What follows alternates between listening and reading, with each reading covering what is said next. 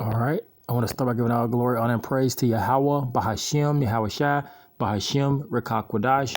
Double honor to the elders and the apostles, the great millstones. Salutations to the elect out there. All right, I want to do a quick lesson going in the spirit. Before I start the video, I'm going to start right here in James 4. I'm going to start at, let's see, James 4. Start at verse 13. And this is to all you Israelites out there. This message is not to the heathen that think you're going to succeed in Babylon by building a resting place yourself in this kingdom, this wicked kingdom. If the Lord is not with you, you're going to fail. All right, this is James 4:13. It says, "Go now, ye that say today or tomorrow we will go into such a city and continue there a year and buy and sell and get gain. Whereas you know not what shall be on the morrow. For what is your life? It is even a vapor that appeareth for a little while and then vanish away. For ye ought to say, if the Lord willing, we shall live or do this or do that." You see? Or it says, for ye ought to say, if the Lord will, we shall live and do this and do that. But a lot of you don't say that. You see, you try to go about establishing your own righteousness in Babylon, but that's not going to help. If you don't trust in the Lord, if you don't return to the Lord and repent, if you don't put your whole trust into the Lord and have faith, then the Lord is just going to cause you to be destroyed in this valley of the shadow of death, which is America, which is the daughter of Babylon, Babylon the Great. You see, because a lot of you think you can just build in this place and you're going to prosper on your own.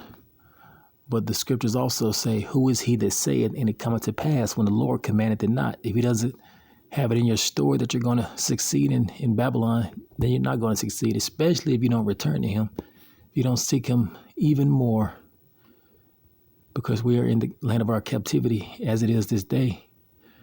And as you're going to see in this video, you see these people in Tulsa, Oklahoma, which this is a part of history, during the time of Black Wall Street, they tried to build what the Lord didn't have it in their story. He wasn't with them. You see, those so-called blacks, and the enemy persecuted them, which is what? Bible prophecy. All right, let's play the video. Years after the United States abolished America's history, we've asked triple African-American Literary Award winner Stephen Van Patten to write this episode. Thanks so much, Stephen. 57 years after the United States abolished slavery, the Greenwood district of Tulsa, Oklahoma, was a surprisingly prosperous slice of Americana. Greenwood's population was comprised of blacks who had migrated there from the South, seeking improved conditions, but found that better life elusive. Originally, they tried to settle in Langston, Oklahoma, but were run off by racist whites before landing in Tulsa. Despite the city's strict Jim Crow-style segregation laws, Greenwood's mostly black residents played an integral part in building up their neighborhood. In fact, being isolated from their hostile white neighbors may have actually helped them build Greenwood into a prosperous district that civil rights activist and author Booker T. Washington nicknamed Black Wall Street. The state of Oklahoma, and Tulsa in particular, had done well financially, largely due to a bustling oil industry that had caused a population boom around the turn of the century and made many fortunes. That success allowed white Tulsans to hire black people from nearby Greenwood as domestics. In turn, the Greenwood blacks saved their money, invested in their communities, and started their own businesses. And with those businesses came an opulence unheard of. It's said that on Sundays, the women wore satin and diamonds, and the men wore silk and gold chains. Historian James S. Hirsch reported, teachers lived in brick houses, furnished with Louis XIV dining room sets, fine china, and Steinway pianos. It was a monument to black excellence. Dr. A.C. Jackson, considered the most skilled black surgeon in America, lived in Greenwood. There was not one, but two movie theaters. And there was J.B. Stratford's 54-room hotel, the largest in America owned by a black man, all the more remarkable considering Stratford had been born into slavery. This was in stark contrast to other parts of the country, where American blacks were often forced to live in harsher conditions, especially in the Midwest and South, where the sharecropping system remained in place. There, they labored tirelessly on another person's land, surrendering the majority of their crops to the landlord. As a result, they were trapped in debt to white landowners, some of whom former slave owners. When blacks tried to improve their situation, white neighbors often responded with violence, whether individual or communal, and black men who showed ambition were often targets of lynchings. But in early 1921, life was anything but bleak in Greenwood. The town had become a place of pride, hope, and opportunity. For a time, things were so good that others began to migrate there, including black veterans from World War I who were eager to start new lives in the country they had helped defend. That nickname, Black Wall Street, coupled with the success of Greenwood's black inhabitants, would feed a growing resentment among whites in the neighboring towns. By some accounts, the black residents of Greenwood had become relaxed and stopped caring about Jim Crow laws or any other trappings of white supremacy because, well, why should they? Not only were they not doing anything wrong, they had earned everything they had through hard work and smart practical investments. But that resentment was simmering when Dick Rowland stepped into the elevator in the Drexel building. Now this part gets hazy, because there are only two people who can tell us what really happened in that elevator. All we have are rumors. Later observers pointed out that the elevator was faulty and never stopped level on the third floor. They claim that Rowland must have tripped and grabbed Paige to prevent a fall. Some say he stepped on her toe. Another theory even suggests that the two knew each other and something more personal was in play, though that was never proven. But what we do know is that whatever happened, Miss Page screamed, a building employee called the police, and Rowland was seen running out of the Drexel. Police pursued Rowland for assault. A local paper printed a story about the incident, saying that... And you see, your enemy's going to always hate you, Jake. These Edomites are going to always hate you. They're going to always lie and cheat and steal their way to be over you. You can never trust your enemy, which is so-called white man. Page's dress was ripped, which was a common euphemism newspapers used to imply sexual assault.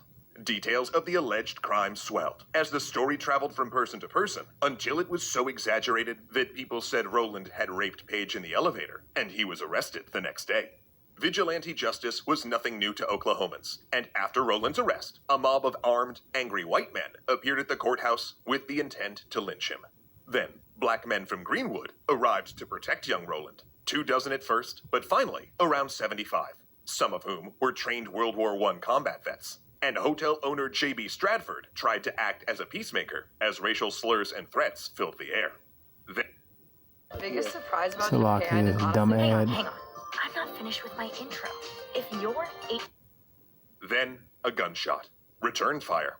A running gun battle ensued as the black men retreated back home to Greenwood.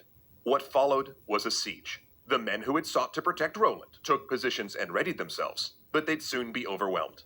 Tulsa's white vigilantes were better armed, had them outnumbered, and now had official support from the police. Angry white men from neighboring towns quickly answered the call to arms, many of them hastily deputized by local authorities before indulging in the chaos. During the attack, the whites deployed a machine gun on a hill and fired into a church, killing the people sheltering inside. Cars filled with rioters drove through Greenwood, firing from every window. White vigilantes dragged black men out of their homes to shoot them in the street, or tie them to the back of cars and drag them through town. Mobs smashed windows and kicked in doors to loot personal items like jewelry, furs, and other valuables. And as many as 6 airplanes flew overhead, raining dynamite and accelerant on the entire area, destroying homes and workplaces, from attorneys' offices and beauty salons to hardware stores and funeral homes. This went on until the next afternoon, when the Oklahoma National Guard arrived and declared martial law. It was too late. 10,000 black people were left homeless. The official death toll was 39, but later historians would put it between 75 and 300. Among the dead was Surgeon A.C. Jackson. J.B. Stratford, by contrast, survived, though his proud hotel was nothing more than rubble. And it wasn't alone. 35 blocks had been destroyed, with over $2 million in damage and property loss, roughly $33 million in today's currency. Because local police told the National Guard that there had been a Negro uprising, 6,000 green... You heard that? A Negro uprising. And as you can see, without the Lord, Jake, you're not going to build in Babylon. These devils, these so-called white people are going to always hate you with a perpetual hatred. You see, that's why I tell you to seek the Lord. Seek the Lord. All right, let's continue in James 4. It says, whereas you know not what shall be on tomorrow, for what is your life? It is even a vapor. This is verse 14. It says that appeareth for a little time and vanisheth away. 15, for ye ought to say, if the Lord willing, we shall live and do this, or do that. Now, those people in Black Wall Street, if they knew the Lord, then maybe the outcome would have been different. But they went about, trying to establish their own righteousness. And you see the Lord had the enemy, which is his sword that he uses to punish those so-called black people, which a lot of them pretty sure were Jakes. It says, verse 16, but now you rejoice in your boasting. All such rejoicing is evil. And that's what they did in Black Wall Street. They rejoiced, thinking that they were going to prosper. But the Lord showed them, you're not going to establish your own righteousness, your own imaginations.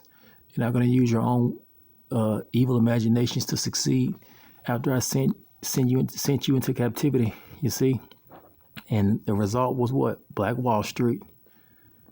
All right, I'm going to end the lesson here. All praises to Yahweh, Bahashim, Yahweh Shah. Well, what happened was the result of a lot of so-called blacks being killed in Black Wall Street. Well, it's called Black Wall Street.